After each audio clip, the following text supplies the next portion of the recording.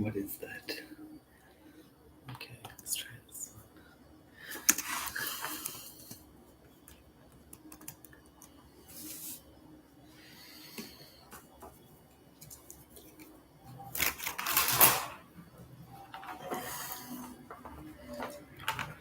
This way.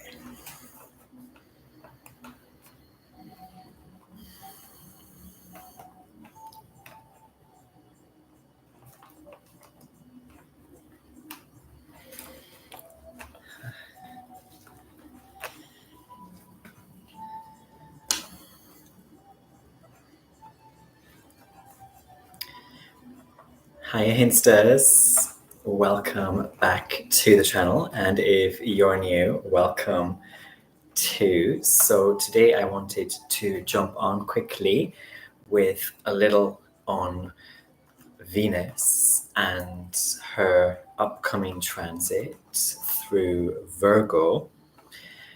And if you didn't know already, this is part of my streams of Creme Brulee series, which is a series, it's a playlist that tracks all the transits of Venus.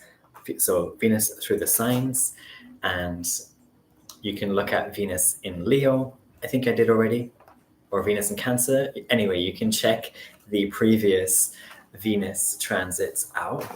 And this one is going to be on Venus in Virgo. Hiya, if you're just tuning in. If you want, you can leave me a comment. But yeah, happy Tuesday due date. It is Tuesday right now as I film, and it is Leo season. Hope you're having a happy, hot Leo season. It is very hot here in Korea. I am going through a million t-shirts. It's just too hot. It's like over 30 degrees here.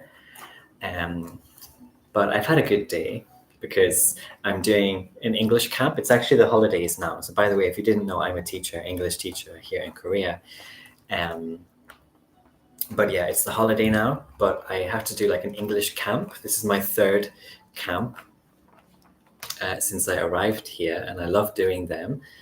And today was day 2 of the summer camp, and I'm very excited because this camp we're actually going to do an astrology themed class on Thursday. So all the kids get to kind of learn their signs in English, and we do like a little bit of basic adjective learning, like personality English, and we will then make some little cute lamps with the zodiac sign on them. So that's cute and cool. Anyway, I hope you're doing well, and hiya if you're tuning in. So Venus in Virgo. So currently she is in Leo, but the dates of her Virgo transit span from the 5th of August to August 30th. So pretty much all of August, we're going to have Venus swimming and vibing in the sign of Virgo. Of course, Virgo is the sign where she is said to fall, but that doesn't always necessarily mean it's a bad thing, especially this particular Virgo season, or this particular Venus and Virgo transit. I think it's actually going to be quite a good one for most of us, because as she enters Virgo, where she falls, she's going to conjunct straight away Mercury, and Mercury will already be in Virgo. Mercury is in Virgo right now as I film, but she will conjunct Mercury, and Mercury is exalted in the sign of Virgo and also in domicile. So you can think of this as, yes, it's like a fallen guest, but the host of the house where Venus is entering is more than capable of treating this fallen guest in any way that she so may need. And so she's going to have a ball anyway.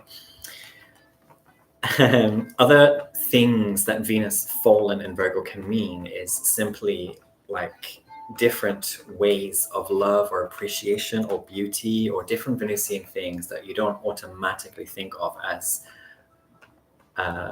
ideal or desirable, but necessary. For example, constructive criticism. That's a very Venus and Virgo thing. Interior design. That's very Venus in Virgo. It's very beautiful and everything else, but it requires a lot of measurement and a lot of work. And of course, all the boring stuff in life. Very Venus and Virgo. Why? Because Venus rules routines. She rules rituals. She's like circles and cycles. And in the sign of Virgo, Virgo is the sign or the season which is about the divinity in the decision. So every choice I make, there's a consequence. Every choice I make must be considered. That's Virgo. So when we put Venus here, it's like vibing with that and really, in many boring ways, paying attention to all the things we are doing in our everyday life and our every working minute. Because it matters. These choices matter, and they're not necessarily beautiful or gorgeous or hilarious or joyous things, but they matter, like brushing your teeth, brushing your hair, or topping up your gas, or topping up your travel card, like or checking, I don't know, the weather, like all these small tiny things that are very boring or inconsequential on the surface, but very necessary. Hello, Anastasia. How are you? Oh my God, it's 30 degrees in London. I miss you, by the way. Hello, my fellow Cancer sister. And your Venus is in Virgo. Woo! Okay, so this is going to be great for you.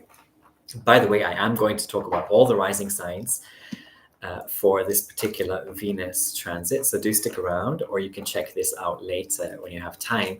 But it's so nice to hear from you, Anastasia. It is, I think, 34 or 35 degrees here right now, but it's about 6 p.m. almost, so slightly cooling down. But when I did come home just earlier, it was still scorching sun. I had to have my sunglasses, my legs, my little turkey white legs were blazing, and I don't want to get sunburned again like I did 2 years ago in Brighton in the UK. That was not nice. That was not a fun time. I was out of action for like 2 weeks. So I'm trying to respect the sun moving forward.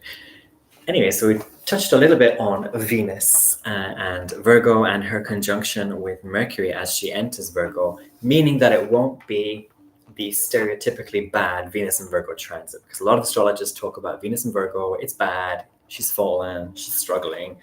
I don't think it's going to be like that this year, this time. And yes, Cancer definitely rules, Anastasia. I'm a Cancer rising, Cancer moon, Cancer Chiron, and also Cancer sextiles Virgo. And I think I'm going to talk a little bit about that in a bit, but that's very important, not just because it's a sextile, but because Venus rules sextiles. And a sextile is an aspect. Basically, it means like two signs apart, one sign apart, sorry. So we have Cancer, the fourth sign, then Leo, then Virgo. So Virgo would sextile Cancer and vice versa. And then Cancer is the fourth sign, Gemini, Aries, moving backwards. So Aries, sorry, what am I talking about? Gemini, Taurus. So Taurus sextiles Cancer, forgive me, it's hot. But that's what a sextile is. So you skip a sign either side, and then the next sign is the sign that sextiles said sign. But anyway, Venus, she rules sextiles, and the sextile aspect is kind of like the loaded gun aspect, or it's like anything that can happen could happen. Everything is set for it to happen. It's kind of, as I said, like a loaded gun type of thing. If you want to shoot something, you have the loaded gun. No one's going to see, no one's going to know. You're not going to miss, you're going to hit. It's going to be fine, perfectly. A sextile is also kind of like you want to bake a cake and you have all the ingredients that you need to bake this cake right in front of you, and you have the perfect oven and you have the time, and all the conditions in the environment are fine for something to happen. Now, this can be for the good, the bad, or the ugly. The sextile is not necessarily good, but yes, that's Venus. She's all about what's just like there, immediately with you, around you to happen, what is just there, set and ready. It's like the mise en place placement of the of traditional astrological aspects.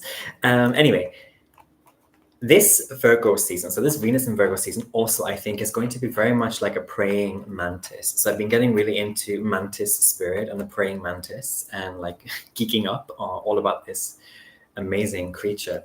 But anyway, the praying mantis, I think, especially in this dragon year, this overarching dragon year, I think this is going to be a spirit or an archetype that a lot of us will be tuning in with, and especially in Virgo season, because Virgo is a feminine or feminine or shadow sign or season.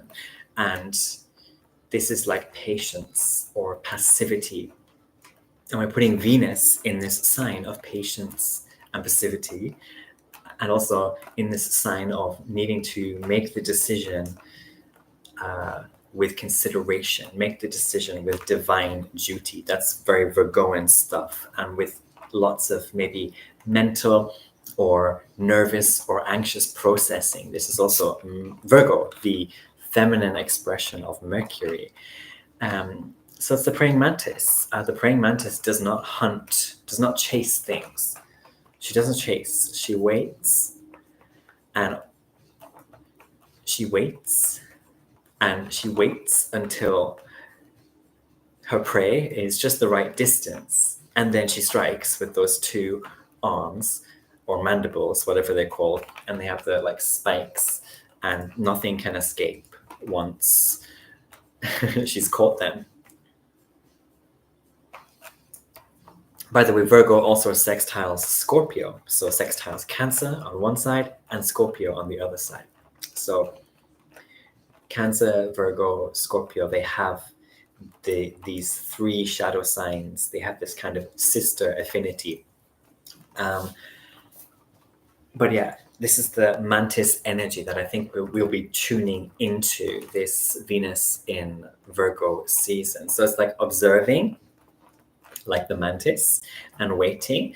But also it's about judging and seeing things and feeling and vibing with things based on the patterns of action and movement. So what I mean is not to be fooled by the smoke of what someone or something says, or the smoke of how something is presented, but to simply watch how it actually moves, or watch how people actually act, or watch how people actually follow through on the things that they're saying. That's going to be very important with Venus in Virgo. So when I was researching the mantis, I'm definitely not a zoologist or a scientist, by the way, but the mantis, there's something about its vision which is very special. So it doesn't get distracted, or fooled rather, by other insects or prey that are camouflaging. So it's not fooled by that. It's not tricked. It just focuses on movement, and it uses movement, visual movement, to judge where something is. Even if it's excellently camouflaged, it can detect the best camouflaged thing, because it's just paying such close attention to how something is actually moving. And that's what triggers the eyes, and that's what triggers the instinct to measure the distance, first of all, and then seize. So I think there's a bit of that for us in this here Venus and Virgo season. And as I said, Virgo is like the divinity of the decision sign. So what I mean is, like, every choice we make, there are consequences. And so it's thinking, Virgo season always makes us think about the consequences of decisions more, or to take things more seriously, or to be more dutiful, or to find a more adult sense of whatever it is that we are doing. She really is, Virgo really is the cleanup sister of the party. So you've had this great party, house party, and then Virgo, she's like the sister in the morning who's doing all the clearing up of all the glasses and the cups and the plates and the rubbish. That's Virgo. There's a lot of clear up energy. Virgo might well be the one kind of making sure you don't drink too much, or making sure you get home. Virgo heavy people will often be like, text me when you get home, that kind of thing. Just keeping eyes on a lot of things that are going on, even in the context of fun. And as I said before, she will be hosted by Mercury this time around. So I think there's going to be a lot of, I also think this is going to be like patient fun, or adult kind of mature fun. So sophisticated fun. That's something I think that's going to come through this Venus in Virgo season. Mature, sophisticated fun, however that might be defined for you. And there's this aspect also of ABC. So when I used to work in hospitality in the UK for like over 10 years, something that they teach in hospitality is ABC, or always be clearing, always be cleaning. So it's just like, it's about proactive work. So you're not just moving from A to B, but while you're going to B, you're doing like A1, A2, A3, A4, and you're picking up empty cups, empty plates along the way to get to B. And I think this kind of proactive way of moving and vibing with the world is going to be more activated when Venus hits Virgo. So it's like, again, all those small, boring things, which in the short term, you really just don't want to do. But in the long term, helps you so much. You know, it's like before you go on holiday, it's like cleaning your house before you go, throwing out the rubbish and everything else. And then when you get back from your holiday, you're not coming to a dirty, dusty home. That's Venus in Virgo. Or like when you arrive back home from your holiday, Venus in Virgo is like, let me unpack and put everything back and away now before I go to bed, or before I shower and go to bed. Like, that's Venus in Virgo. It's like, let me just do the things now, and then later I'm not going to be so sorry. That's Venus in Virgo. So it might not be fun, but it's worthwhile in the long run. And also, this is stuff like cleaning our spaces in general, our environment, our house, our workspace maybe.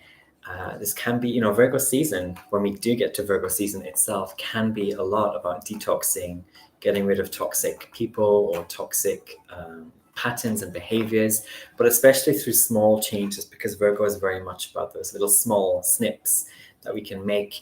Again, not that much effort at all. Like, I saw something the other day on Reddit, I think, and it was something like, what do people in their 40s have to give as advice to people in their 20s? And one of the comments was like, if it only takes 5 seconds, just do it.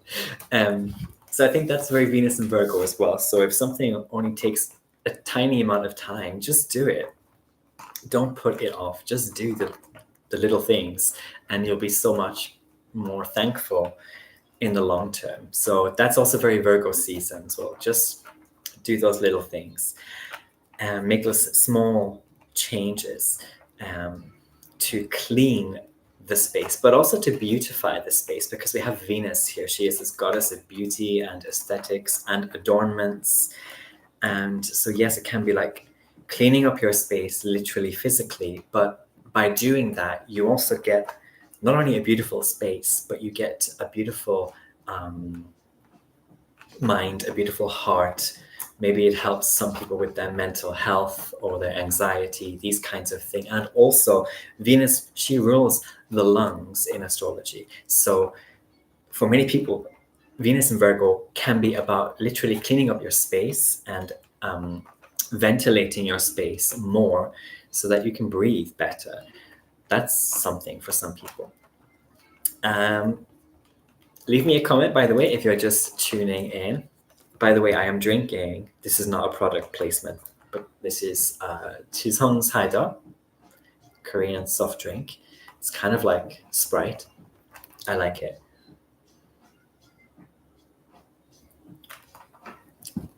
It's very thirst quenching. Okay, let's go through the signs now, shall we? Briefly. So, if you are a Virgo rising, this then is this transit of Venus in Virgo. It's going to be in your first house, your house of your body, your personality, your aura, your clothes, your fashion.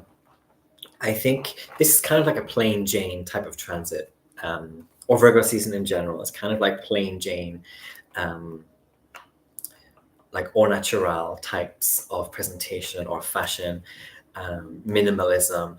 Um, but for Virgo risings specifically, this is like the perfect season for beautification, especially things like your hair, your makeup, your attire. It's kind of like dressing down as well with Venus in your first house for Virgo rising. It can also make your personality just more lovely. Like if you're one of those Virgo risings who's a bit more uptight or judgmental or more anxious about decision making, Venus entering your first house can just make you calm down a bit more or make you seem a bit softer around the edges, because she is a benefic planet in astrology. So whichever house she's going through, there's this sense of adding softness or more good than bad. So that's Virgo rising. For Libra rising, then, very important transit for you because Libra, Venus is your ruler. Now, if you're a Libra rising, that's even more important because she's also your chart ruler. She's arguably the most important planet for you, Libra rising, even more important than Taurus. For you, Libra rising, anyway, for you, this is secret joy because we have Venus in the 12th house. And if you didn't know, this is the secret joy for Venus. This is sultry things. This is nighttime activities. This is sex, secret rendezvous. This is like hen do's abroad. This can also just be, for some people, something to do with sisters or women in some 12th house sense. So maybe you're going to visit like a female relative at hospital, or maybe you're going abroad to visit a sister. Like that's very Venus in 12th house. Also, your dreams could get very hot or very steamy for Libra rising, or your dreams could just get better. If you're someone who has lots of nightmares and you're Libra rising, this transit can be a kind of ending of those nightmares or a calming down. Or more generally, people's dreams can be more balanced or harmonious or nicer in some sense. You might also just get drunk or high a lot more with Venus in your 12th house. So that is something to consider. Scorpio rising then. Scorpio rising. This is things that are going more your way. Why? Because we have Venus in your 11th house in Virgo. And so this is also, by the way, a sextile that she is making from your 11th house to your ascendant. So it's like personal wishes, and like also looking and feeling more hot or more beautiful or more joyous. This kind of thing can really be apparent for the Scorpio rising, which is very nice because if you're one of those Scorpio risings who's a bit more feisty or sharp because you're Mars ruled, when you have Venus entering a Mars ruled ascendant, that's like more harmony, more union. It's kind of tempestuous. It's like sugar and spice. It's more unifying. Yes. I was going to say unionizing, but I mean maybe for some people, but it's more unifying. Okay, Sagittarius rising. If you're Sagittarius rising, this is like a beautification of your CV, your resume. This is stuff like rebalancing as well, smoothing out, because this is what Venus does. She is about harmony again. It's like making a rough stone smooth, making a precious stone a gem. This is Venus. And for Sagittarius rising, this polishing or rebalancing of your reputation for some of you, and also of your in your work career kind of public life and space. There are a lot of Sagittarius risings going to get promotions, or they're re-signing contracts. And when they sign this contract again, they're going to get more money, or they're going to get more benefits. This is like goodies as well for your good work. or for your performance. Maybe your performance in some sense is being recognized, Sagittarius rising, and it's pretty good. Okay, Capricorn rising then. This is great for those typical Capricorn risings who are a bit more pessimistic or a bit more down in the dumps. Those types of Capricorn rising, this can be quite a good transit because it's about kind of philosophizing about being happy again, or just viewing things on the sunnier side again. So for Capricorn rising, it's like this idea of just being happy and being relaxed and putting that first and letting that be what helps you have faith in things, Capricorn rising. Especially again for those who aren't usually in that space, Capricorn risings, and those Capricorn risings who have lost that kind of faith recently. Venus entering your faith house, the 9th house, it can bring a softness to your beliefs. It can also bring some people back to church or the temple or wherever it is, or whatever it is that you do religiously or spiritually. Venus in the 9th house can bring you back there, because again, she rules rituals, and we're putting this goddess in the house of gods, actually, the house of male gods, traditionally, and she's there now in Virgo. And that's interesting. And also, you can be treating yourself, Capricorn rising, to education, or you can be getting into a more educational vibe, or you could be wanting to train yourself. It's kind of like upgrading yourself in some way. But there's a sense of I'm treating myself because I'm working on myself in some sense, especially in terms of education or skills. Okay, Aquarius rising then.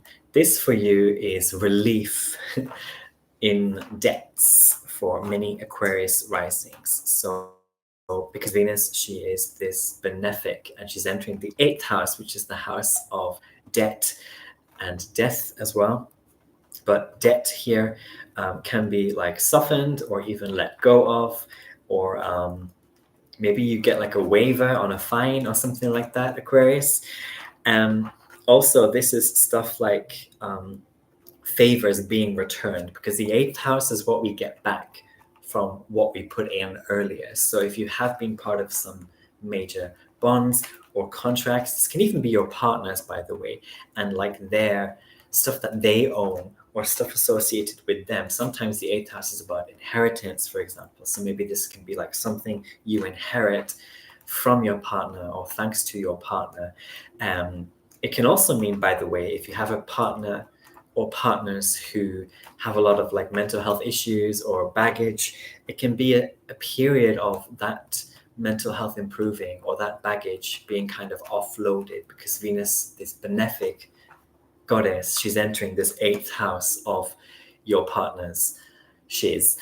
That's what that house is. It's the house of your partner's shiz.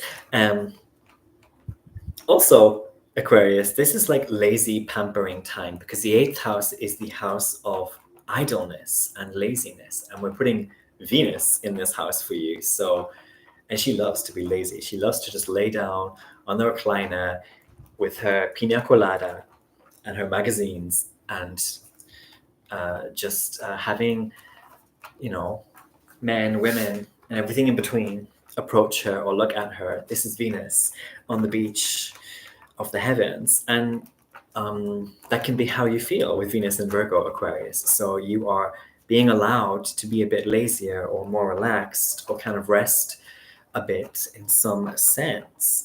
And also in a more kind of serious way for some people, as I said just before, this is the house, the 8th house, also of death. So for some Aquarius risings, yes, this will be stuff like having to vibe with, or get with some theme of death. One example I have here is like you have to go and tend to a grave or something like that. Because Venus, she is the goddess of adornment, but also she's the goddess, as I've been saying many times now, of rituals and also cleaning. Venus, I believe, was associated with like those rituals of cleaning before you enter a temple, for example, like washing your feet, brushing your teeth, washing your face, washing your hands, like washing your hands before you eat. That's a very Venusian thing. And when she's in Virgo, just generally for all of us, these kinds of rituals can become more important, or we can get more from our spiritual experience when we think about these patterns more and we respect these patterns more.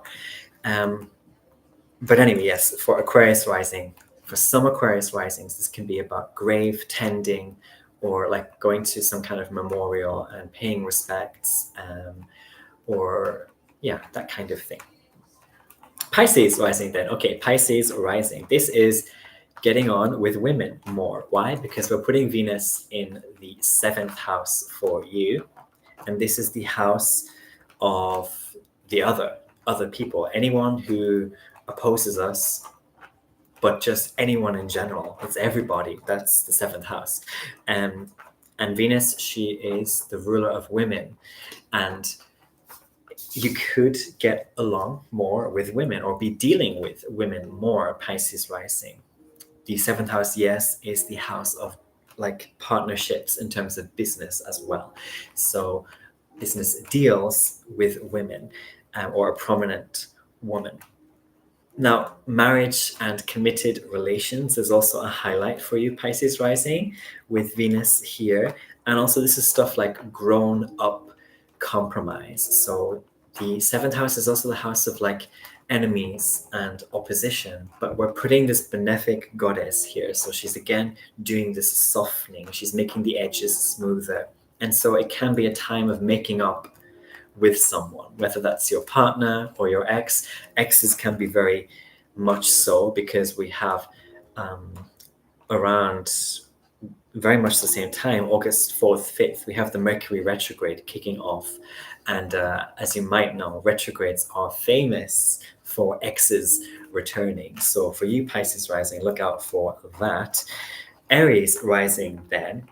Hi, Aries. This is symptoms of suffering kind of being alleviated here, because this is your 6th house, and again she's this alleviator or balancer, Venus, and the 6th house is the house of suffering. Sometimes it's the house of like health as well. So health problems, especially mental health problems we have in the 6th house, those things can be more alleviated for you, Aries. And also, Aries, this is the house of anyone you hire, any service you pay for.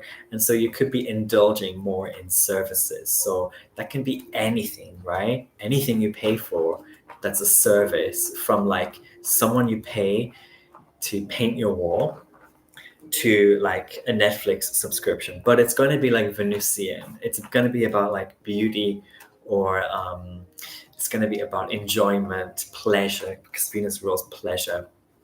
So it's like, watch out if you're a big spender with Venus in your 6th house, because you might be splashing out quite a bit, Aries, on decorating and all that jazz. Taurus then. Venus is one of your planet rulers, Taurus rising, and she's your 1st house ruler. So actually, as I was saying before, for Libra rising, she's the most important planet for you too, Taurus rising. And also, she's in her joy in this house. She's in your 5th house, Taurus, which is the house of self-pleasure. It's the house of kids. It's the house of pets. It's the house of romance and love. So yes, if you're looking for love or good dates or productive dating, this can be a good transit for you indeed. This is also fun and self-indulging, and also it's the house of charity. It's the house of like sharing what you have with friends, or sharing your fortune with those less fortunate. So that's something to look out for, Taurus.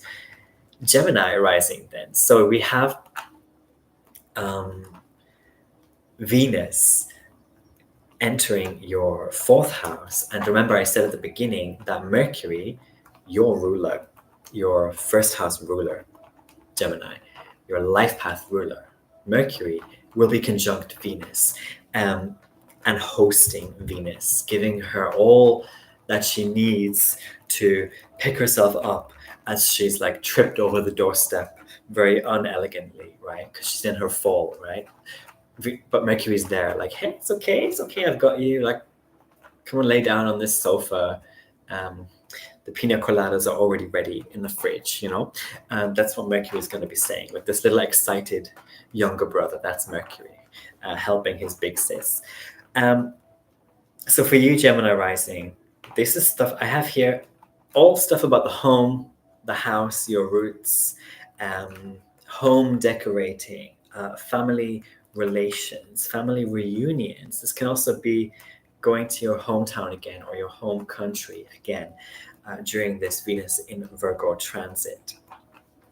Also, it can just make some Gemini risings feel more grounded in something Venusian. So feel more grounded in a foundation of harmony, or a foundation of just being nice, or a foundation of seeing the beauty in everything, right? Or seeing the beautiful side of everyone. You could be getting into that zone more, Gemini rising. Okay, Cancer rising. So for Cancer rising, this is stuff like more friends. So getting more friends, because Venus is entering your third house of friends and like localities. And it can also mean getting closer to your friends, because we have Venus providing. By the way, Venus is also a goddess of absolute passion, and so it can be she can be really boiling up the friendships for you and making friendships more exciting, or reheating up certain friendships that might have gone a bit tepid recently for you. Venus comes into the third house and kind of warms up, or even gives a sizzle to your friendships, your neighbor relationships, housemates, roommates, all these types of people are in your third house, Cancer. And also, this is siblings, it's the house of siblings. So, yes, it can mean more nice relationships with your siblings if you have them. It can also mean that your siblings get more luck or more stuff going well for them, because you have this benefic planet entering the house of siblings. If a parent of yours is like giving birth during this time, it could even, for some for some Cancer risings, it can even mean the birth of a female sibling, with Venus entering your third house. And also, as I said before, this is that ABC. This is that always be clearing, always be cleaning. So for you Cancer risings, you can really be getting into this vibe in this Venus and Virgo transit, because the third house is about localities again. It's about everything and everyone immediately around us. Also, digital localities, so chat rooms, comment sections, blogs, Facebook, that's also third house stuff. But any place or space where you are frequently existing and interacting, you get more warm there, more heated there, but also you get more attentive there, like this ABC. So you start caring more about the people and the spaces immediately around you. You start, maybe even for some people, getting involved in community activities or initiatives, or like, I don't know, neighborhood cleanup, or I don't know, the flat building, some sort of project or community initiative, that kind of thing. Also, more generally though, for Cancer rising, like social attentiveness, you could be just more lovely or loving to be around. Finally, Leo rising. Hello, by the way, Entel or Entle. Do let me know how I should pronounce that. Venus in Virgo natally. Yes, this means you will have a Venus return very soon. Absolutely. So what I would do, by the way, if you Entle, I'm sorry if I'm pronouncing that wrong. If you keep a diary, or if you have like records of what happened for you roughly a year ago, you can compare how this rough year, so from like last late July, early August to now, July, early August, if you compare the beginning of that period to now, you can actually see how your soon to end Venus cycle has been. And this can be a very good time for you. Depending on where you have Venus in your birth chart, this can be a very good time for you to start to think about how you want to begin this new Venusian cycle. Okay, so you get a bit of a head start because you know some astrology, so that's great.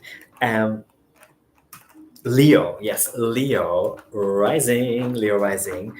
Finally, last but never least, we're in Leo season right now, of course, so never ever least. Happy birthday, by the way. Leo rising, this for you is your second house. So we have Venus in the second house. Very textbook thing that this can bring is just spending everything on all the bling. And you don't care. That can be something for you, Leo rising. So watch out if you are somebody who already has budgeting issues or whatever, because Venus in your second house can make you very loose with the wallet.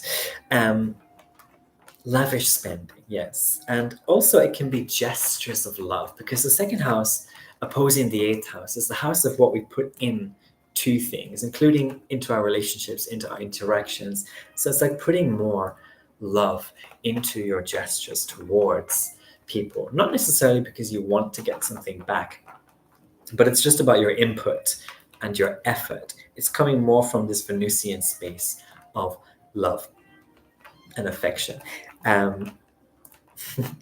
This is also for you, Leo.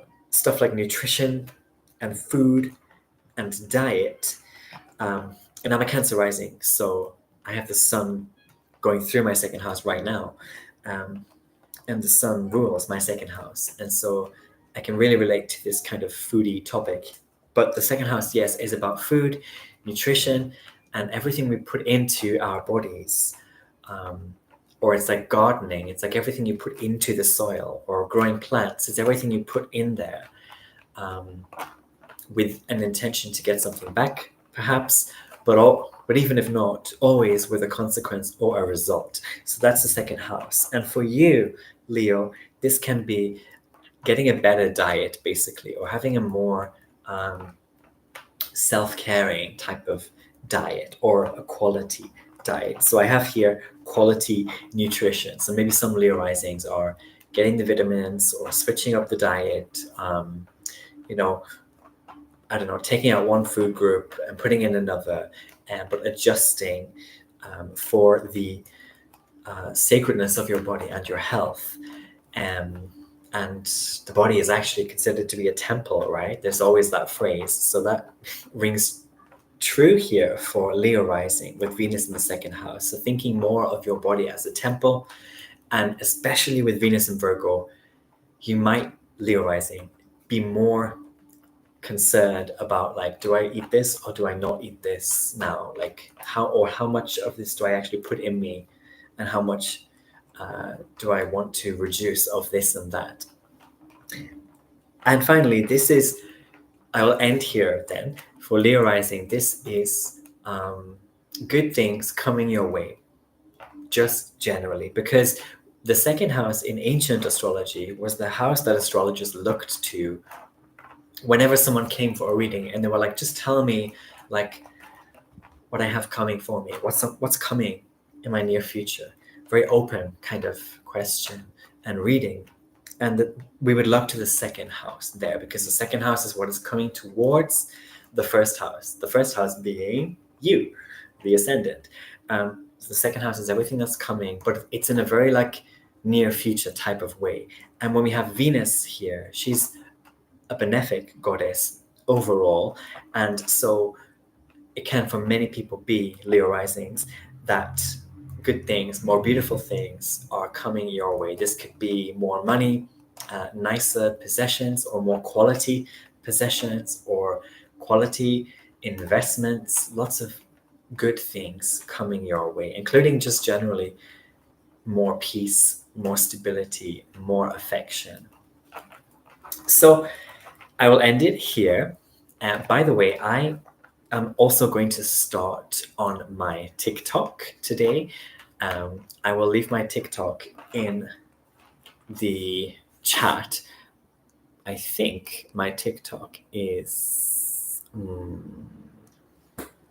You know what? Give me 2 ticks. Okay. My TikTok is. What is it? What is it? What is it? Hinny. You can tell I haven't used it. The asshole. Okay. Hinny Hi. Yes, Hinny Hi. So if you have TikTok and you'd like to come and see what I do, I'm not sure if that actually went through in the chat, but it's Hinny Hi. Hi as in Hi. Hinny Hi.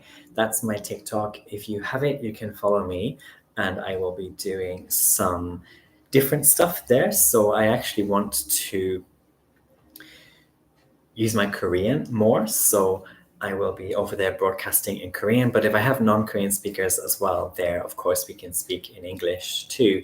But I'll be doing more kind of tidbit stuff, much shorter, kind of just daily, monthly tips for all the rising signs, about 3 times a week. So check it out if you're interested, and I'll see you in the next video. And I hope you have a great week. Bye-bye. Take care.